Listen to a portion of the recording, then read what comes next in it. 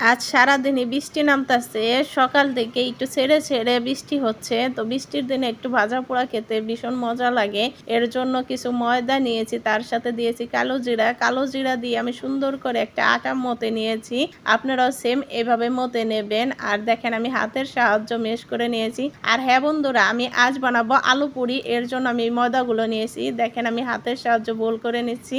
আপনারাও সেম এইভাবে বল করে নেবেন। সুন্দর করে তেলতেলা করে বল করবেন, যাতে করে আলুটা দিলে সুন্দর হয়। দেখেন আমি আলুটা দিয়ে দিয়েছি, দিয়ে মুখটারে সুন্দর করে আটকিয়ে দিবেন, ঠিক আমার মতো। দেখেন আমি চারোপাশ থেকে সুন্দর করে মুখটারে আটকিয়ে দিয়েছি।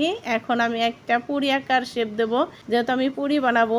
দেখেন আমি সুন্দর করে বেলে নিচ্ছি, দেখতে খুব সুন্দর। আর আপনারা ঠিক এইভাবে একটা পুরি বানিয়ে নেবেন। হ্যালো বন্ধুরা, আপনারা সবাই কেমন আছেন? আশা করি আল্লাহর রহমতে সবাই ভালো আছেন। আর আমার ভিডিওগুলো দেখবেন কেমন হয়েছে। আমার ভিডিও ভালো হলে বলবেন, খারাপ হলে সেটাও বলবেন। আর দেখেন আমি কড়াইতে তেল দিয়ে দিয়েছি, তার ভিতরে আমি আগে থেকে বানিয়ে রাখা পুরিগুলো দিয়ে দিয়েছি।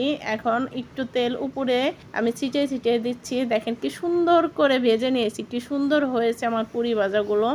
দেখতে যেমন সুন্দর হয়েছে, এই পুরিগুলো খেতেও ভীষণ মজা। এই পুরিগুলো আপনি যে কোনো সবজির সাথে, ডালের সাথে, মাংসের সাথে খেতে পারবেন, প্লাস আচারের সাথেও খেতে ভীষণ মজা লাগে। বাসার সকলে খুব পছন্দ করবে, ছোট বড় সকলে পেট ভরে খাবে।